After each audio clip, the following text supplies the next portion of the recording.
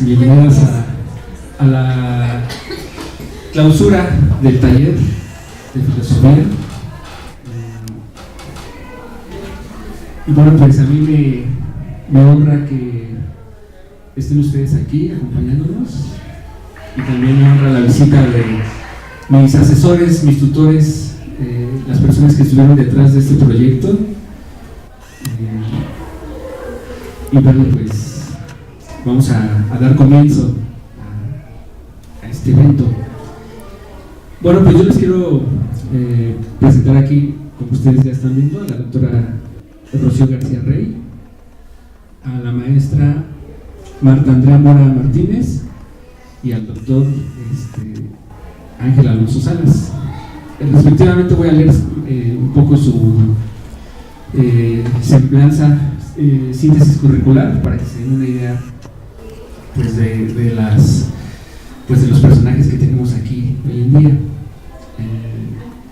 Y bueno, yo quiero comenzar esta charla contándoles pues un poco mi experiencia antes de venir aquí a filosofar con ustedes. La verdad es que desde que uno elige la licenciatura de filosofía, pues uno se enfrenta a muchas situaciones, tanto sociales como familiares. Y bueno, no iba a ser la excepción que al yo decirles mi proyecto a amigos, familiares, sobre la filosofía en los centros penitenciarios, pues fue también una impresión de negación, ¿no? Y bueno, pues de cierta manera he estado acostumbrado a que no se comparten del todo mis ideas y mis proyectos. Sin embargo, no paré por ganas de hacer esto en los centros penitenciarios. Y honestamente también quiero confesarles lo siguiente. Yo cuando hice este proyecto, yo me imaginaba que las puertas estaban abiertas para el centro penitenciario varonil, y siempre pensé en un principio que iba a ser dirigido a los hombres, a los varones privados de su libertad. No pensé en la población femenil por el prejuicio de que tal vez es más delicado dirigirse a ustedes, más delicado, ¿no? Pensé que tenía que tener otro tipo de proyecto para poder filosofar aquí. Entonces dije, bueno, este proyecto va dirigido a las personas privadas de la libertad, pero inconscientemente pensaba en los hombres, en los varones. Cuando se me da la oportunidad de poder aquí hacer esta tarea, pues resulta que para mí fue una impresión bastante fuerte. Me tuve que quedar callado y titubeé en si podía darlo o no. Pero bueno, después reflexioné rápidamente y dije sí, y es más, lo voy a dar así como tengo el proyecto. Uno hubiera pensado en preparar lecturas para ustedes, pues de corte más femenino, más sí, una filosofía más tipo Simón de Beauvoir, María Zambrano, Sor Juana Inés de la Cruz, Rosario Castellanos, por mencionar algunas. Sin embargo, la filosofía, desde su tradición occidental, pues siempre ha sido como más cargada del lado de los varones, ¿no? Ahí está.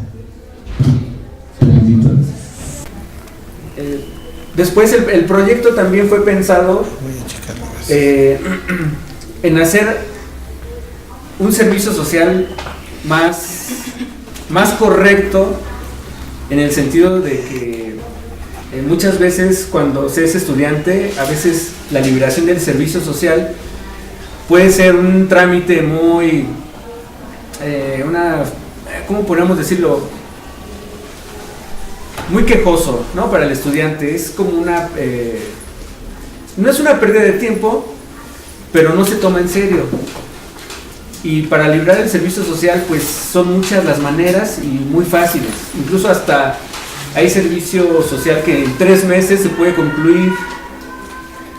Entonces, dado mi compromiso con la filosofía, pues creo que me permití elaborar este proyecto para poder ejercer pues, esa actividad de manera seria.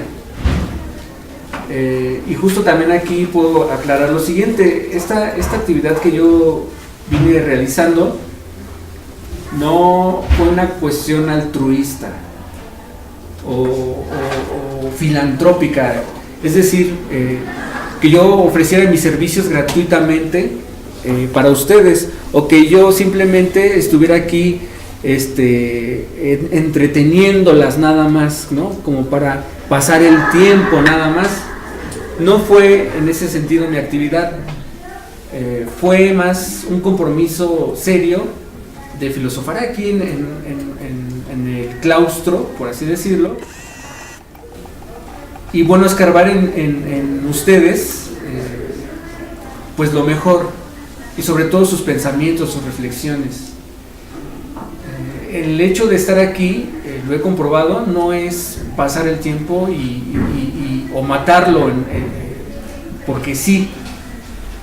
Aunque muchas de ustedes están involucradas en muchas actividades, puedo notar que... Entonces, ¿ocupo los dos? Sí, porque se tiene que grabar.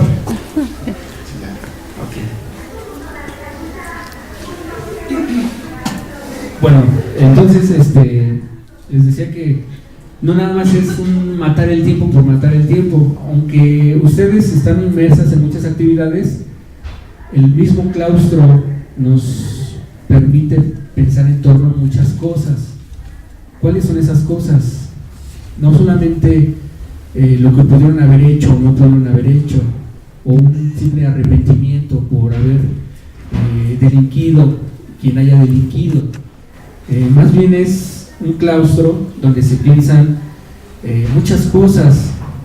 Podemos pensar en torno a la muerte, en torno a la justicia, en torno a la verdad, en torno a la libertad, en torno al arte, en torno a Dios. Entonces, es por eso que la actividad de la filosofía es muy importante en un centro penitenciario, y no es una idea original. Esto ya se ha venido gestando desde los años 40 en Holanda, por ejemplo. Entonces, esto no es nuevo, sin embargo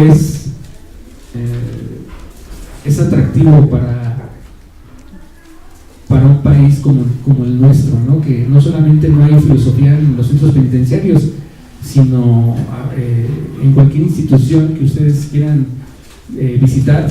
La filosofía pues no simplemente es secuestrada, sino también se le toma como sediciosa. O sea, la filosofía es un movimiento que precisamente es señalado como marxista incluso, ¿no? El marxismo es un sinónimo muchas veces, o más bien la filosofía es un sinónimo a veces de marxismo, pero un marxismo burdo, ¿no?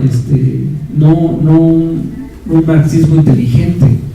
Y a veces para las autoridades de cualquier institución, incluyendo el sistema penitenciario, pues puede causar un poquito de incomodidad a lo mejor. En no es mi caso, ¿no? Porque sí se me abrieron las puertas desde un inicio, aunque bueno, nos costó trabajo también conseguir un salón, dado las actividades que hay. Y pues quien no sepa, pues primero estábamos en las palapas, filosofando al lado de los cristianos y al lado de los músicos, y de repente había eventos más fuertes. Y bueno, yo por eso les decía a mis alumnas, creo que somos epicúreos al estar aquí al aire libre y convivir con toda la naturaleza, ¿no? Y bueno, sin más preámbulo, quiero presentar a mi maestra. Fue mi maestra ¿cómo podemos decirlo? No fue mi maestra de la licenciatura. Sin embargo, mientras cursaba la licenciatura, estaba tomando unos cursos de letras perdidas, de literatura femenina, con la doctora Rocío García Rey. Y bueno, pues también el motivo del cual yo me permití invitarla fue que también gracias a ella pude mirar el lado femenino de la literatura. Ella me apoyó bastante con algunas sugerencias de lecturas, algunas actividades, y bueno, pues voy a leer su síntesis curricular. Bueno, ella es doctora en letras por la Facultad de Filosofía y Letras de la UNAM. Escribe cuento, poesía y ensayo.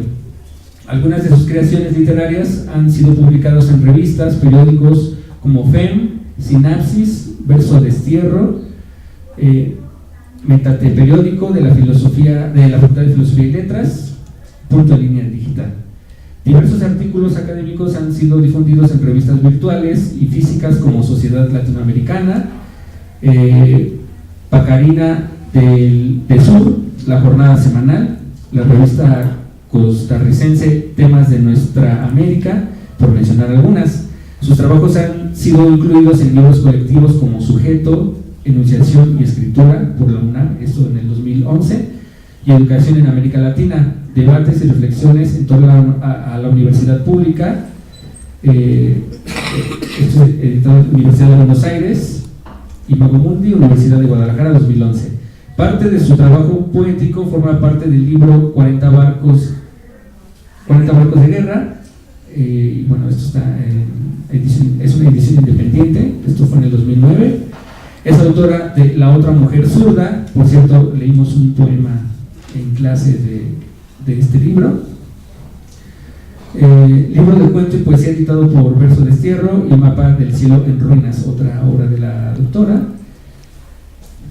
También La Caverna, Cisne Negro y Delirio en el Existente Paraíso, esto es editado por la editorial Sicore. Y bueno, también pertenece a la Federación de Mujeres Universitarias y pertenece al movimiento Poetas del Mundo. Ha sido ponente en diversos congresos de literatura en Chile, Costa Rica, Colombia, Bolivia y Perú. Y actualmente imparte clases de literatura en el Museo Universitario del Chopo, en la Casa del Lago, en la FES Zacatlán y en el Museo de la Mujer. Entonces les pido un fuerte aplauso aquí a la doctora.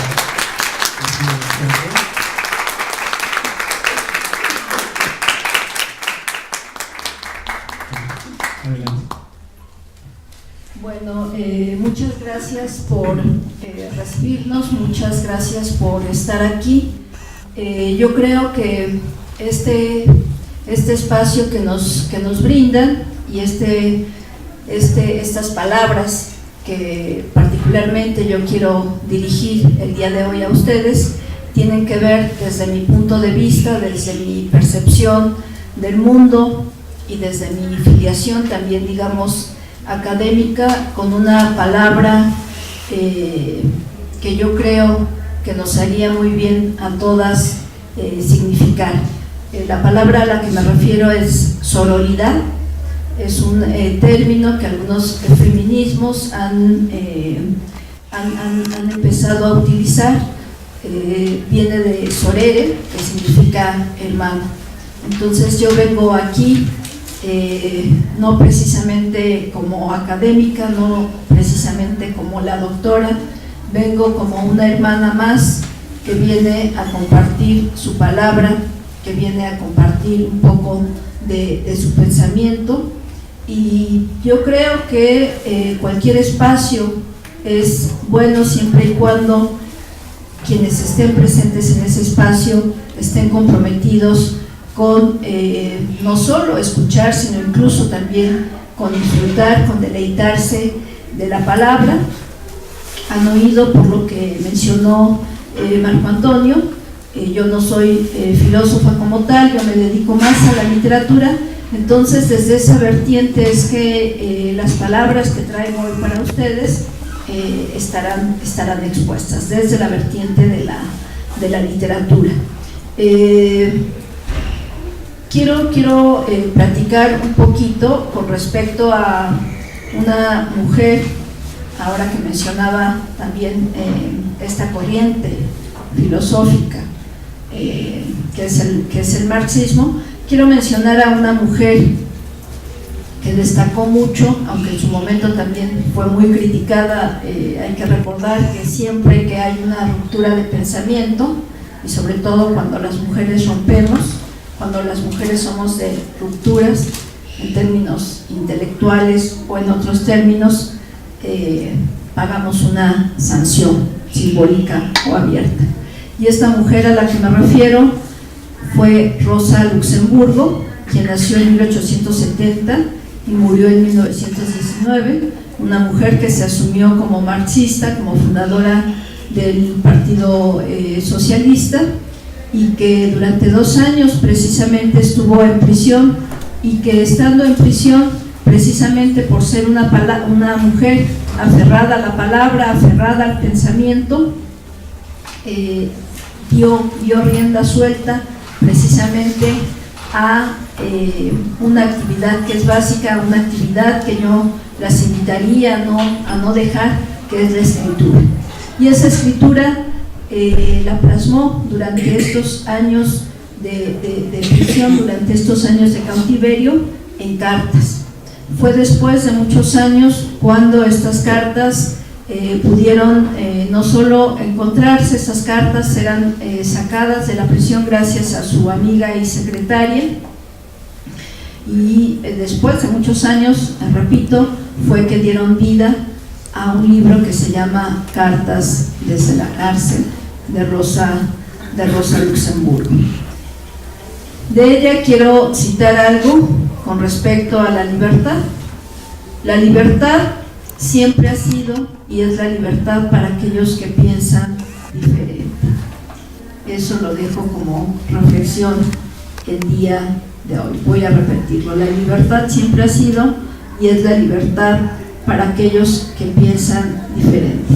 Yo llegué a Rosa Luxemburgo cuando yo era muy jovencita, y llegué más por esta cuestión de que yo quería ser guerrillera y quería empaparme entonces del pensamiento, pues sí, llamado marxista. Y ahora no recuerdo cómo llegó a mí este libro, que fue con el que conocí la vida de esta mujer de la que ahora les platico.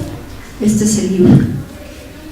Rosa Luxemburgo, Lelio Basso es el autor.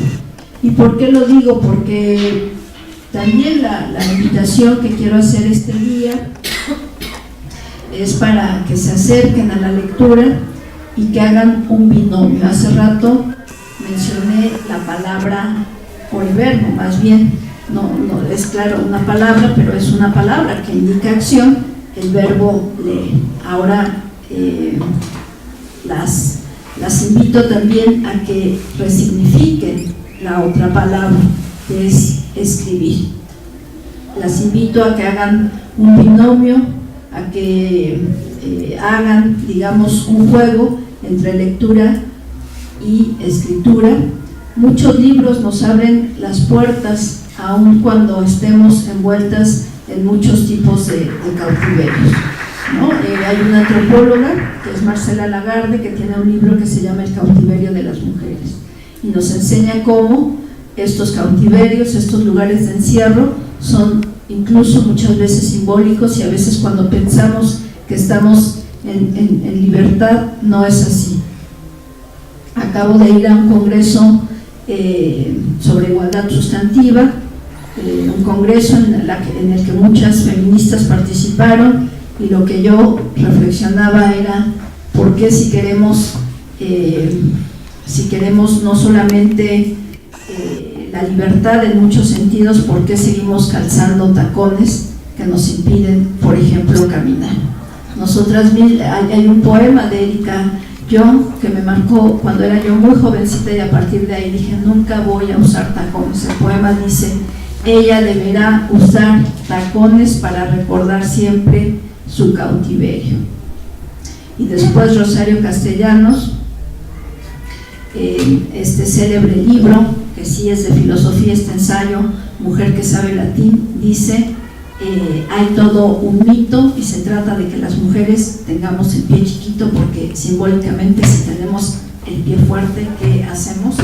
Caminamos fuerte, y se tiene mucho miedo de que seamos mujeres que demos pasos fuertes, que demos pasos firmes. Entonces yo quiero invitarlas el día de hoy, mediante la literatura, mediante la poesía, a que se resignifiquen desde cualquier espacio que están, a que resignifiquen que pueden nombrarse, que deben nombrarse, que su derecho es autonombrarse y hallar su identidad mucho, mucho, mucho ayudada por las letras, por las palabras, por la literatura. Aquí ya hay, cuando están viendo, ¿no? Aquí hay un cúmulo de libros que a lo mejor, ¿no? en alguna de esas encuentran el libro que puede marcar un poco sus pasos, puede marcar un poco hacia dónde guiarse.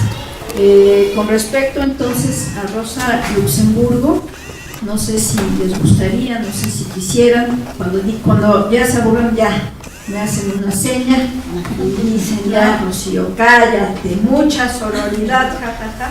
No, gracias. Entonces me dicen, bueno, este poema se llama Las palabras cayeron, y es del texto que precisamente Marco hizo el favor de compartir. Aquí no sé qué poema hayan leído aquí, pero bueno, este que yo les voy a compartir menciona precisamente a Rosa Luxemburgo. 1. Las palabras cayeron como el azul cayó de un cielo siempre desconocido. En cartas, Rosa Luxemburgo se lamentó del frío. En cartas, al caer la tarde se anunció la ausencia. Ahora escribo, ahora recuerdo.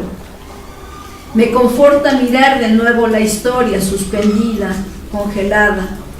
2. Arraigarme a las palabras, hallar el eco en cualquier fuego antes de ser pira. Arraigarme a las palabras, que su sonido desempolve el miedo. Pero en cada esquina está el olvido, y está la ciudad ocre desafiando a la nada, y en cada esquina hay también una fotografía cuyas imágenes me tragan. 3. Añoro una ciudad pintada de lunas ámbar, añoro la ciudad leve recuerdo. 4. Hay una sacerdotisa que guardó el nombre de las avenidas y a veces aparece en lúgubres pasillos para nombrar el otoño. 5. Extraño la ciudad y la cuarta noche. 6.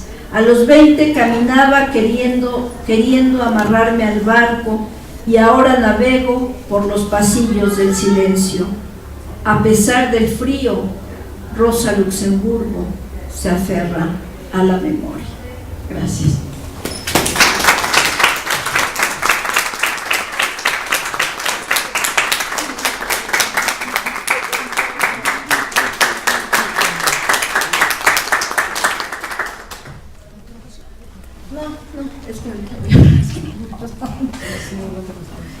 Bueno, y la otra mención que quiero hacer es recordar que también existió, y bueno, sigue existiendo por fortuna a través de sus obras, esta mujer que es todo un emblema de rebeldía, todo un emblema de escritura, todo un emblema también de asumirse desde un tipo de cautiverio que fue el convento. Me estoy refiriendo nada más y nada menos que a Sor Juana Inés de la Cruz, quien nació en 1640, precisamente porque en su tiempo no se permitía que las mujeres accedieran a la educación. Ella se vistió de hombre y entró a estudiar. Su vida eran las palabras, su vida eran los libros, y hay un poema que quisiera yo compartirles, que tiene que ver precisamente con invitarnos a lo que estoy diciendo, a formular estrategias para que aún en el cautiverio podamos ser un tanto inventoras de otros tipos de libertad. Acuérdense que Sor Juana no ponía títulos a sus poemas, entonces aquí lo titulan como otra letra y dice así: afuera, afuera, ansias mías, no el respeto os embarace, que es lisonja de la pena perder el miedo a los males. Salga el dolor a las voces si quiere mostrar lo grande y acredite lo insufrible con no poder ocultarse. Salgan signos de la boca de lo que el corazón arde, que nadie creerá el incendio si el humo no da señales. No impedir el grito sea el miramiento bastante, que no es muy valiente el preso que no quebranta la cárcel. El que a su cuidado estima sus sentimientos no calle, que es agravio del motivo, no hacer del dolor alarde. Mayor es que yo mi pena, y esto supuesto más fácil, será que ella a mí me venza, que yo no sé quién manda en ella. Y así termina este poema Sor Juana. Entonces, afuera, y ese afuera, yo las invito a que sea mediante la escritura, mediante escribir un verso, escribir una oración. No dejen, esa es la invitación que yo hago siempre cuando voy a eventos, no dejen de escribir, asuman que escribir y que leer es no un deber, es un derecho. Tienen derecho a significarse mediante la escritura. Aquí veo que también hay bolígrafos y libretas. Espero que esas libretas se llenen con pensamientos, se llenen con anhelos, se llenen, ¿por qué no?, con cartas como las que escribió Rosa Luxemburgo, se llenen también de sororidad, que eso hace que nos sostengamos nosotras entre mujeres. Muchas gracias.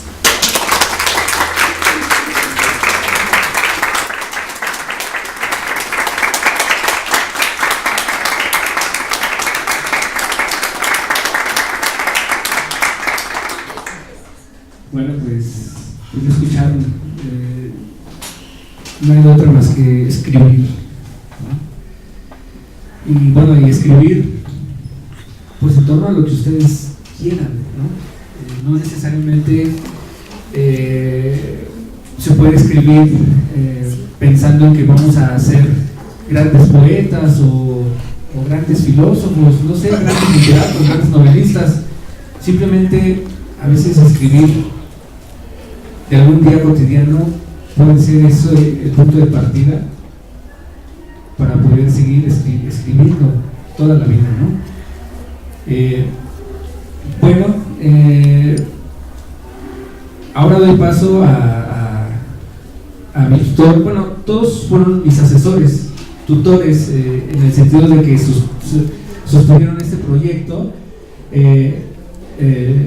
La maestra Rocío García Rey, mi maestra en aquel tiempo, se me olvidó comentar, mientras yo estudiaba la licenciatura, me inscribí a cursos de extensión cultural ahí en la FES Zacatlán, y fue por eso que yo tuve la fortuna de conocerla. Entonces, bueno, sí es mi asesora, ya. Simbólica, pero no, digo también de hecho, ¿no? Porque, como les digo, no le había dicho que le voy a dar a revisar esto. Y bueno, en la legalidad, en la formalidad, por así decirlo, el doctor Ángel Alonso Salas, él es mi tutor, quien me va a revisar el informe final, y que, bueno, también me autorizó el proyecto como tal. Bueno, él es licenciado en filosofía por la UAM, Iztapalapa, maestro y doctor por la Facultad de Filosofía y Letras, y tiene un segundo doctorado en bioética por la Facultad de Medicina de la UNAM. Actualmente es profesor del CCH Vallejo. Y bueno, de hecho, la extensión curricular del doctor Ángel es muy extensa, y bueno, dado los tiempos y por petición y por economía de muchas cosas, solamente de este fragmento. Y bueno, a continuación el doctor Ángel Alonso Salas.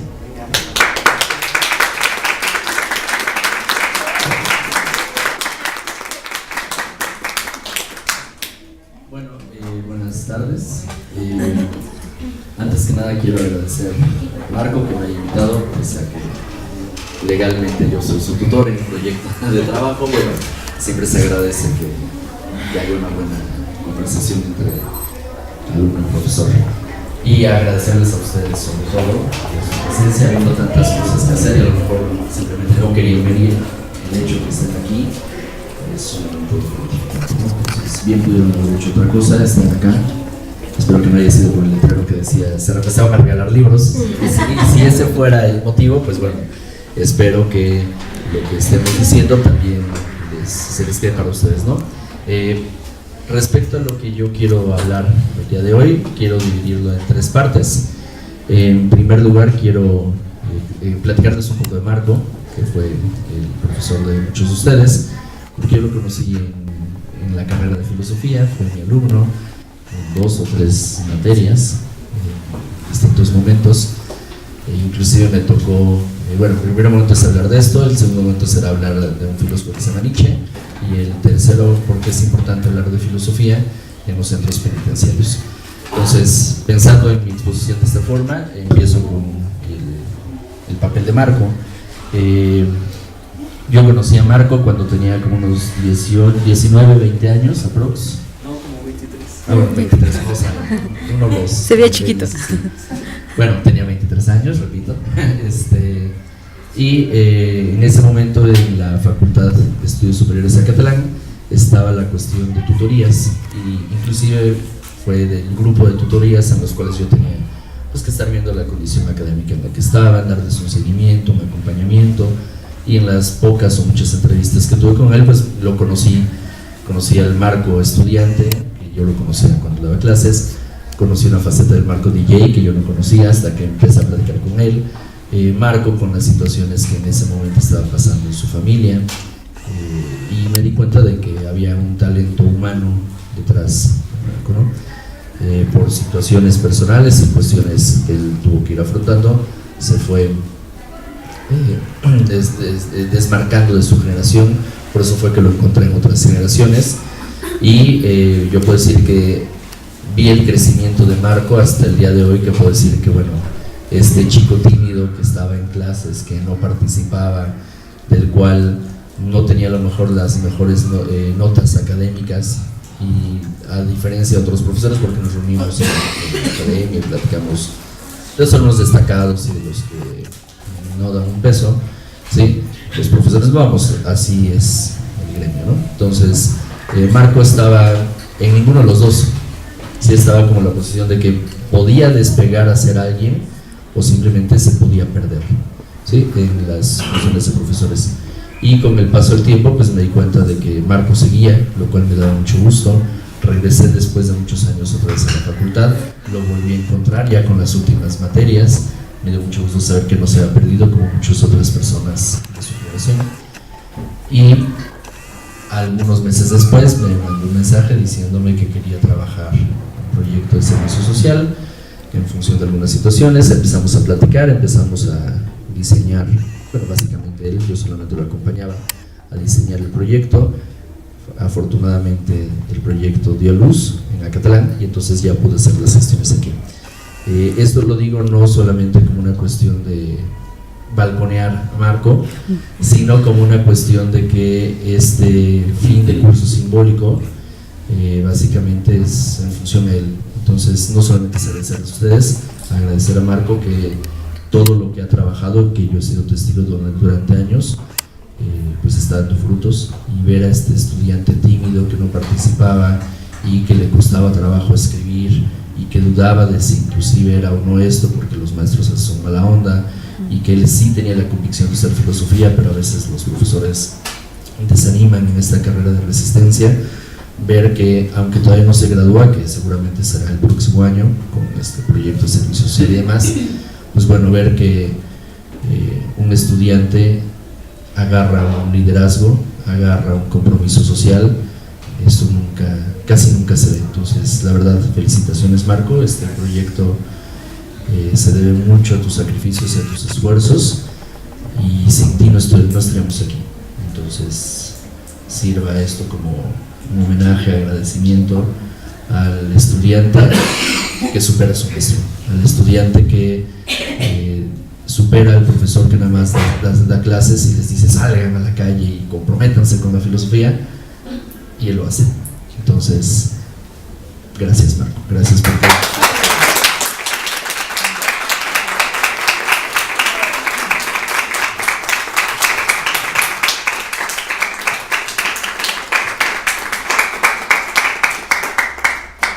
En segundo lugar, ya pasando a algo más académico y no sé si nada más como la lágrima de nostalgia,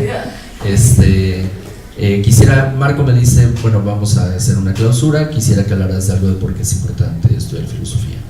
Cuando conocí a Marco, una de las luchas que teníamos en la FESA Catalán era la defensa de la filosofía, porque la habían quitado del nivel medio superior. Se salió una reforma en 2008, la RIEMS, Reforma Integral de Educación Media Superior, y en Acatlán nosotros, el grupo en el que él estaba, hicimos diversas actividades en favor de la defensa de la filosofía. Entonces, así como en el Zócalo a veces se encuentran personas que ponen sus letreritos de soy albañil, soy plomero, ofrezco mis servicios, en Acatlán hicimos ponencias de filosofía, hicimos como caminatas de filosofía, y los estudiantes pusieron sus letreros de estudié lógica, doy silogismos, enseño lógica informal, y hicimos actividades que era así como tomar conciencia social. En ese momento yo conocí a Marco, y cuando Marco me dice muchos años después, queremos que vayas, yo dije, bueno, ¿y qué les voy a decir? Y Marco me contó más o menos de todo lo que habían visto, los pros y contras, todas las situaciones, desde luchar contra los de la palapa hasta que les daban un espacio y se los quitaban, y que entonces ustedes lo motivaban, y en este caso le decían sigue adelante, todas estas cuestiones, ¿no? Entonces yo dije, bueno, ¿y yo qué puedo dar a él para que siga? ¿Y yo qué puedo darles a ustedes, pues, para que no decaiga el ánimo? Y uno de los pensadores que se me ocurrió hablar fue de Federico Nietzsche, que es el que les quiero hablar un poquito. Nietzsche tiene un libro muy importante que se llama El nacimiento de la tragedia. En este libro Nietzsche habla de la verdad de Sileno. Para los griegos, una de las principales cosas por las que surge la filosofía es saber quién soy, qué es la vida, qué es la muerte, por qué y para qué estoy aquí. Y se piensa que uno de los dioses griegos, que es Dioniso, es el que ha nacido dos veces, porque murió de su madre Semele, pero nació del muslo de Zeus. Se lo quitan en este caso a Semele, Zeus lo esconde en su muslo, y entonces, según la tradición, Dioniso es el que ha nacido dos veces. Es el dios del vino, que tiene toda una lógica, la uva que se desprende, que se aplasta, que se fermenta y luego se convierte en vino. Es una comunidad agrícola, es una cultura politeísta, y entonces Dioniso es un dios que tiene, digámoslo así, como el poder de saber qué hay después de esta vida, porque es el que ha nacido dos veces. Los dioses son inmortales, no mueren. Los humanos morimos y no sabemos a dónde vamos. El hecho de que haya un tipo que nació dos veces, pues en el imaginario, pues se piensa nació, murió, volvió a nacer, pues él debe saber qué hay después de. Y entonces Nietzsche plantea todo un escenario, monta toda una escena en la cual plantea de que van las fiestas dionisíacas, y entonces va Dioniso en su carruaje, va acompañado de Sileno, que no tiene ningún poder, simplemente es un mitad animal, mitad humano, que no tiene nada en especial, simplemente es el que cuida al dios del vino, pues porque es un dios muy cotizado. Y entonces quieren saber la verdad de Dioniso, pero no pueden acceder a Dioniso. Y entonces se les ocurre capturar a Sileno, torturarlo hasta que confiese la verdad, qué hay después de esto. Y Sileno dice que no les conviene, que a la especie humana no le conviene saber la verdad, que a veces es mejor ser ignorante, que no hay que saber las cosas. Y después de tanta tortura que le hacen estos griegos a Sileno, todo esto es en el imaginario, Sileno dice, bueno, les diré la verdad, pero no les convenía saberla. Lo mejor para el hombre era no haber nacido, no ser. Y lo segundo mejor es morirse lo más pronto posible. Porque el mundo es dolor, el mundo es sufrimiento y no hay nada después de esto. Pues lo mejor que nos puede haber pasado era no haber nacido. Si no hubiéramos nacido, no estaríamos sufriendo. Chin, estamos aquí. ¿Qué nos queda? Pues morir lo más pronto posible. ¿Sí? El subtítulo de El nacimiento de la tragedia es O cómo los griegos superaron el pesimismo. ¿Sí? Entonces, ¿qué significa esto? Que Nietzsche dice que después de que los griegos entendieron esa verdad de Sileno, cayeron en un profundo pesimismo y decidieron pues que la vida no tenía sentido, lo dejaron libre. Si no les dije, yo se los dije, al hombre le conviene estar en ignorancia. Se va, ellos se quedan muy traumados, pero dice Nietzsche, los griegos inventan la obra de arte, ¿sí? Y la obra de arte da ilusión, da un sentido al sinsentido de la vida. Entonces la verdad de Sileno lo que nos da es el sinsentido de la vida. La vida es absurda, la vida es injusta, la vida no siempre va a nuestro favor, la vida es azarosa, ¿sí? Y a veces pues estamos en situaciones que ni la debemos ni la tememos, o que si así fuera no es para que se manche tanto el destino con nosotros, y entonces el destino es injusto, ¿sí? Ese es el pesimismo que viene de Schopenhauer y viene de otros autores anteriores. ¿Qué es lo que quiere decir con esto Nietzsche? De que los griegos pensaron cómo transvalorar, cómo modificar, cómo superar esta visión catastrófica de la vida. La vida es absurda como lo queramos, ¿sí? Como lo pensemos, pero dice Nietzsche, los griegos inventan la obra de arte. ¿Para qué? Para darle un sentido al sinsentido de la vida. ¿Qué es una ilusión? ¿Qué es una mentira? Sí, pero a veces de mentiras salimos adelante, a veces de ilusiones salimos adelante. Sí, si recordamos todas nuestras historias, aquí no hay menores de edad. Entonces, recordemos cómo nosotros ansiábamos que llegaran los reyes o llegara Santa Claus, el que llegara a tu casa, y nosotros hacíamos cartas día tras día, esperando que nos dieran lo que nosotros queríamos. Y el niño tiene una ilusión, como el niño que tiene Halloween, que ese día va a juntar todos los dulces que en la vida va a poder comprar, porque no tiene poder adquisitivo para comprarlo. Pero vale la pena ilusionarse, vale la pena pensar que a lo mejor ese esfuerzo que esté haciendo va a ser soportable esta situación. Si lo dejáramos de forma simbólica, estamos a punto de derramar el vaso. Lo que necesitamos hacer es evitar que caiga la gota que derrame el vaso, sino buscar una cuestión que nos ayude a voltear el vaso, que se desvacíe, para que se vuelva a seguir llenando con la desgracia de nuestras vidas, ¿sí? Y con las desgracias sociales. Pero hay que hacer ese ejercicio de vaciar a cada ratito el vaso, ¿sí? En este sentido, ¿qué les quiero decir con Nietzsche? Nietzsche lo que plantea es que el griego inventa la obra de arte porque da una ilusión, da un porqué y para qué vivir. Aunque nosotros ya sabemos que los reyes y Santa Claus no existen y que no es como nosotros pensábamos, vale la pena ilusionarse. Y les aseguro que muchos de nosotros, aunque ya sabíamos ciertas verdades, las seguíamos manteniendo a los demás porque vale la pena la ilusión. La ilusión te da esperanza, la ilusión te dice, está jodido esto, pero podría ser peor, pero podría ser mejor. Si es peor, pues entonces no estamos tan mal, entonces vale la pena ilusionarnos con que no nos fue tan mal. Si va a ser mejor, vale la pena pensar que puede ser un mundo diferente. ¿Por qué inventan la obra de arte? ¿Por qué son las Olimpiadas, por ejemplo? Porque las Olimpiadas lo que hacen es, yo soy el mejor, tengo mi mejor tiempo, gané de mi grupo, entre grupos cada uno va a sacar al competidor que gane, todos van a competir para sacar al representante, y este representante va a competir con los otros y así sucesivamente. ¿Para qué? Para que cuando llegues a las Olimpiadas, lo menos que puedes hacer es ganar, lo menos que puedes hacer es romper tu propio récord, lo menos que puedes hacer es tratar de superar el récord mundial. Y si eso lo hacemos, valió la pena tanto esfuerzo, tanto sacrificio, y vale la pena ilusionarse que podemos hacerlo. Y hay que superarme cada vez. La obra de arte, dice Nietzsche, nos da ilusiones para seguir viviendo, ¿sí? Nietzsche plantea en El nacimiento de la tragedia que hay distintas modalidades de la obra de arte. Tenemos la pintura le da un sentido al sinsentido de la vida. Si pensamos en el caracol, que pasan todos los días por el caracol, seguramente antes del caracol pintado, pues era una cosa amorfa, gris, como cualquiera de estas cosas. Pintarlo, ilusionarse, ver en este caso las imágenes que están ahí, ver en este caso los mensajes que están poniendo, dan ilusión, dan sentido al sinsentido de la vida. La poesía es otra de las cosas que dice Nietzsche, nos permite resignificarnos, como dijo la doctora. Sí, nos permite reencontrar un sentido. Si no hay sentido, es nuestra obligación encontrarle un sentido.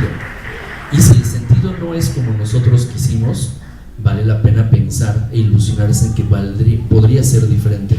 Ahora bien, si eso no sucede, valió la pena intentarlo, dice Nietzsche. Si fracasamos, al menos fue mi fracaso. Yo puedo decir que lo logré, lo intenté. ¿Y de qué está hecho el mundo? De personas que tienen la ilusión, que tienen la esperanza de encontrar un sentido al sinsentido de la vida. Muchas veces nosotros estamos en situaciones adversas, en las cuales pareciera que la vida no tiene sentido. Es necesario, dice Nietzsche, mediante la obra de arte, mediante la música, mediante el baile, mediante la danza, mediante el coro, mediante la tragedia, mediante el teatro, mediante la escritura, encontrar un sentido al sinsentido. Nosotros podemos hacerlo, ustedes pueden hacerlo, ejemplos sobran. Les puedo poner el ejemplo del caracol, los talleres que están haciendo, ¿sí? Que no son actividades meramente por hacerlas, sino es una actividad que si yo trato de recuperar el significado y trato de encontrar que en esas cosas yo puedo tratar de ver que la situación es diferente, a lo mejor ahí estaría la pena el seguir existiendo. ¿Qué es lo que dice Nietzsche? Y con esto termino lo de Nietzsche, que cuando los griegos cambiaron esta situación, inventaron la mentira, inventaron ilusiones, no olvidemos que son mentiras, no olvidemos que son ilusiones que nos permiten vivir, ¿sí? Dice Nietzsche, superaron la verdad del sireno.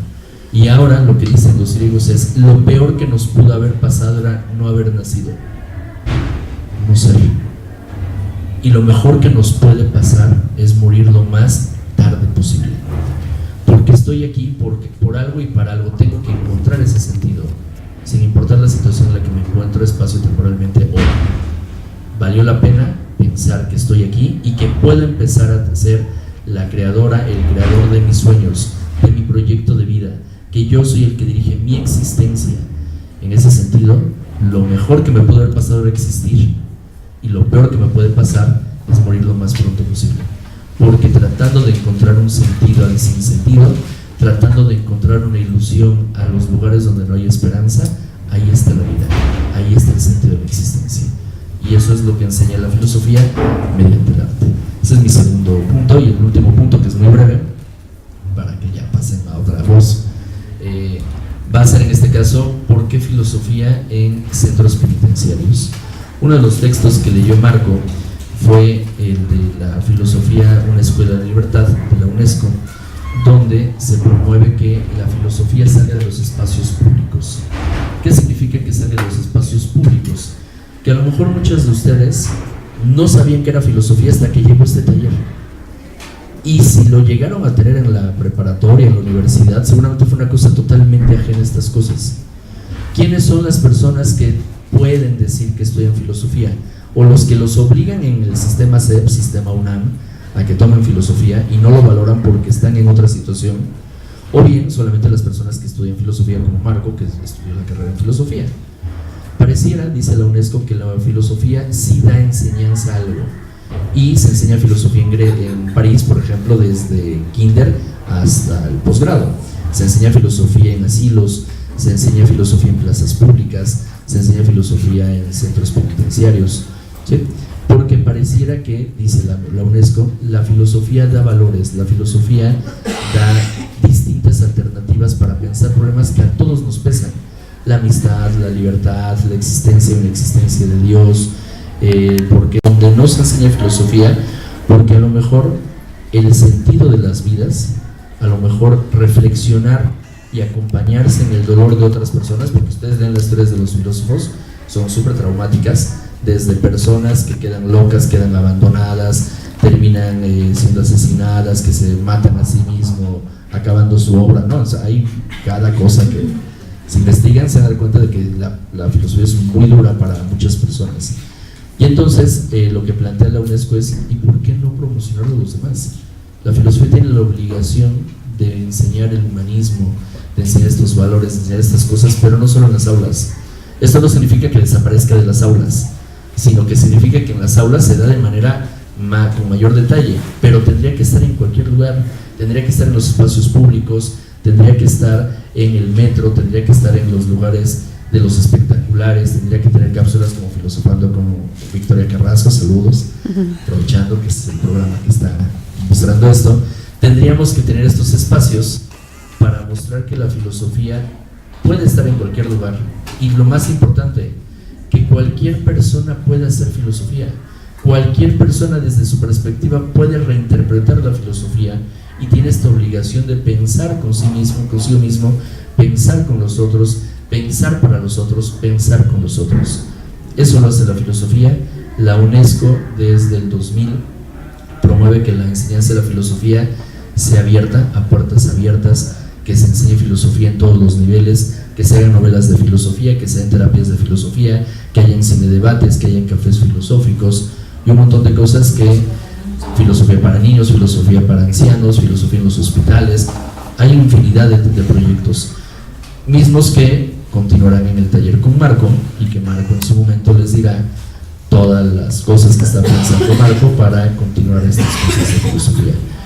Con esto termino y simplemente agradecerles, y espero que los libros y la presencia de nosotros pueda ser un poco significativa y nos volvamos a ver en alguna otra ocasión. Gracias.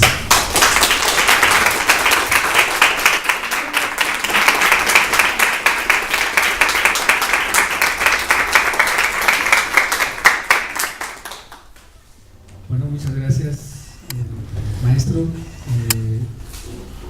Y bueno, pues es cierto, la filosofía hay que sacarla a veces de las aulas, de un sistema escolarizado, porque creo que todos tenemos el derecho de saber qué es filosofía, no solamente las personas que nos incorporamos a un programa de bachillerato, de universidad. Creo que la intención de la UNESCO y de algunos filósofos pues es darla a conocer a cualquier persona, y en este caso, bueno, a las personas privadas de la libertad.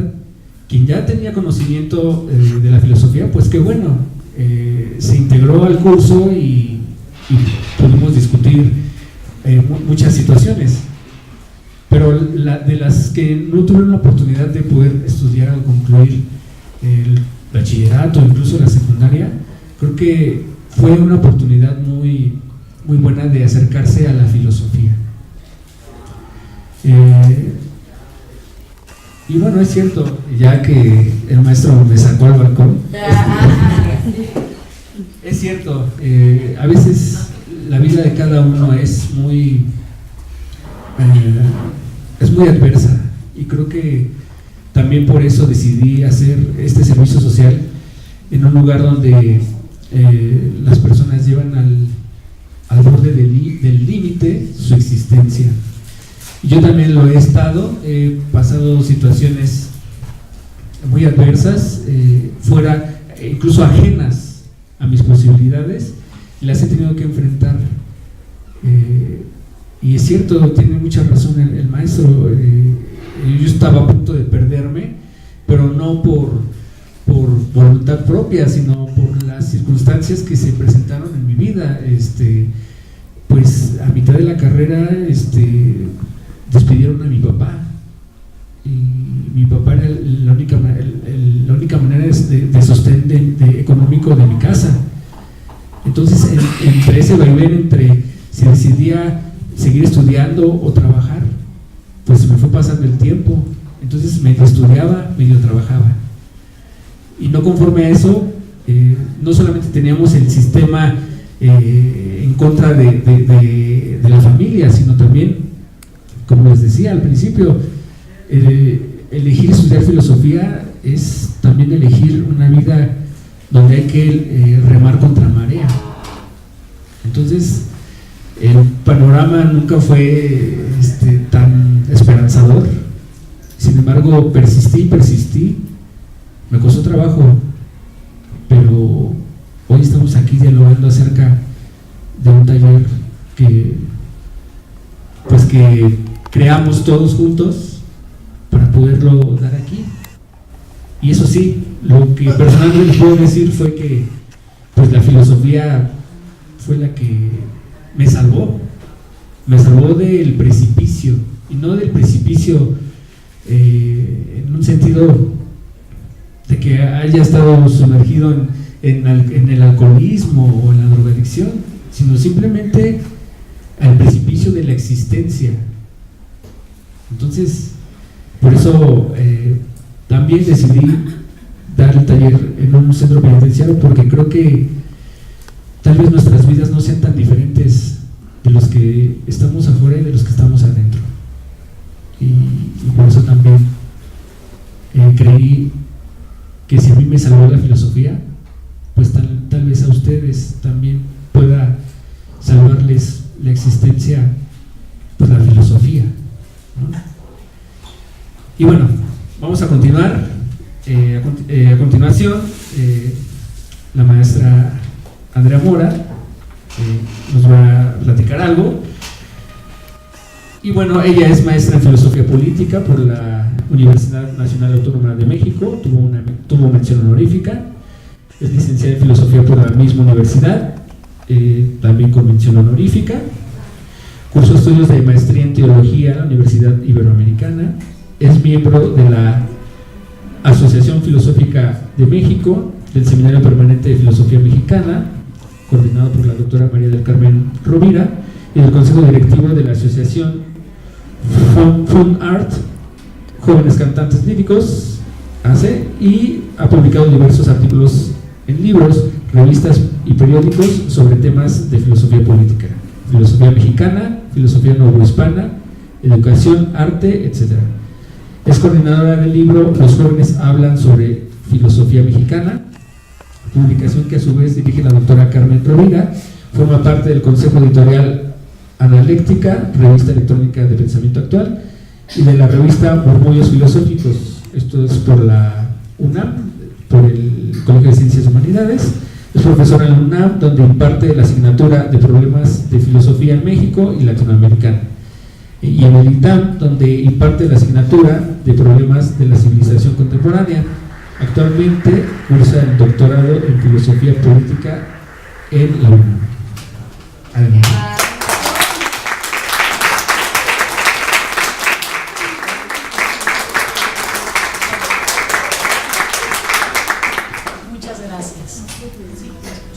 Muchas gracias.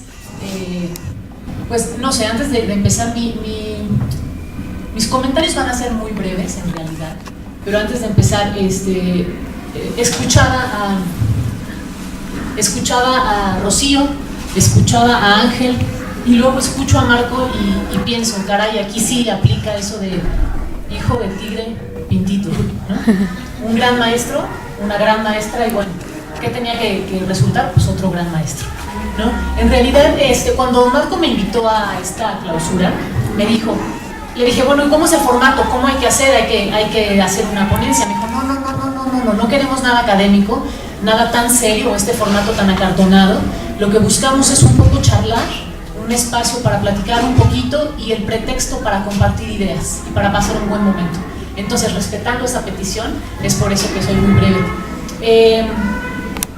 En realidad, lo primero que me gustaría hacer es felicitar a Marco, porque creo que la labor que él ha hecho es tremendamente noble. La labor que hace Marco encarna tres personajes: al personaje del profesor, el personaje del guía y el personaje del amigo.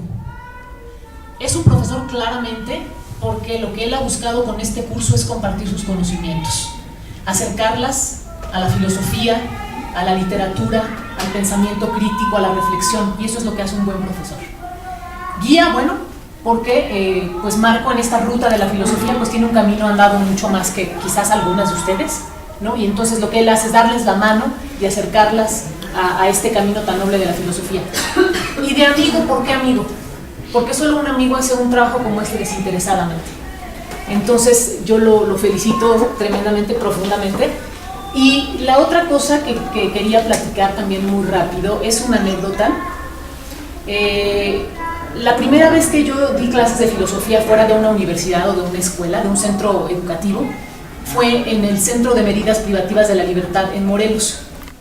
Estuve trabajando ahí 3 años y yo les confieso que cuando empecé me moría de miedo, porque decía, no va a funcionar si a veces en las universidades los alumnos están apáticos, a veces no les interesa, se sienten obligados. Yo decía, en un centro como estos no va a funcionar.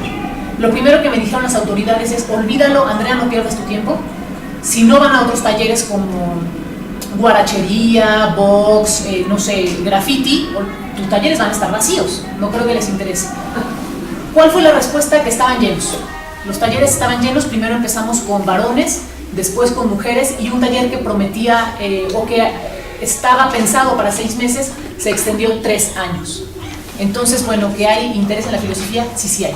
Lo que creo que hay que seguir insistiendo. Cuando empecé a dar este taller, les decía, me moría de miedo porque decía, no va a funcionar, esto no voy a tener una buena respuesta. Entonces corrí con mi maestra de filosofía, que es una mujer que tiene 95, bueno, es un enigma, nadie sabe muy bien qué edad tenga mi maestra, pero por ahí de 95 años, ¿no? Y es una de las filósofas más importantes que tenemos en este país, la doctora María del Carmen Rovira. Y corrí con ella y le dije, doctora, voy a dar un curso en un centro de medidas privativas para la libertad, ¿qué hago si no funciona? ¿Cómo le puedo hacer? Y ella me contestó, mira, Andrea, es muy sencillo. Si tú das este curso con la clara intención de acercar y tocar sus cabezas y tocar sus corazones, nada puede salir mal. Y lo hice así. Intenté tocar sus cabezas y tocar sus corazones y funcionó. Entonces, cuando platiqué con Marco, he tenido la oportunidad de platicar con Marco varias veces, vía telefónica, a veces por WhatsApp, a veces algunos audios, y él me contaba cómo iba evolucionando este curso, cómo algunas de ustedes iban interesándose, el cariño que él estaba desarrollando por cada una de ustedes, la emoción con la que él preparaba sus clases, sus sesiones y el compromiso. Solo me quedó pensar, Marco tocó sus cabezas y sus corazones. Sin tener el consejo de mi maestra, Marco supo hacerlo. Entonces, bueno, yo lo felicito ampliamente. Las felicito también a ustedes, porque un profesor sin alumnos no es un profesor, no existe. Entonces, es muy importante que ustedes tengan la voluntad y la apertura de estar aquí. Y por último, pues como buena filósofa soy preguntona y no voy a dejar de preguntar y no quiero dejar de preguntar. Me gustaría preguntarles, ¿qué es lo que ustedes se han llevado? ¿Qué es lo que se llevan de este taller? ¿Qué implica para ustedes la filosofía? ¿Cuáles fueron sus experiencias? ¿Cuáles fueron sus experiencias? ¿Cuál es la idea con la que entraron a este taller y cuáles son las conclusiones con las que se van? ¿No? Básicamente sería todo. Muchísimas gracias otra vez por la invitación y estoy muy contenta de estar con ustedes.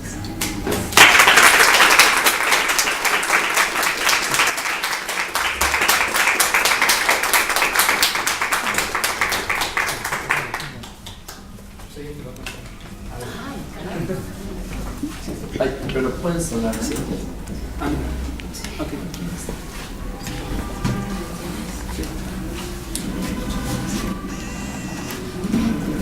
Hola, buenas tardes. Mi nombre es Guerra García Selena Patricia.